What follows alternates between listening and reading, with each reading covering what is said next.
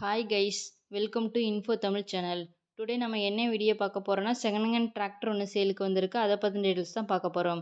அதுக்கு முன்னாடி நம்ம இன்ஃபோ தமிழ் சேனலை இப்போ தான் ஃபஸ்ட் டைம் பார்க்குறீங்கன்னா மறக்காமல் கீழே இருக்க ரெட் கலர் சப்ஸ்கிரைப் பட்டனை கிளிக் பண்ணி சப்ஸ்கிரைப் பண்ணி வச்சுக்கோங்க.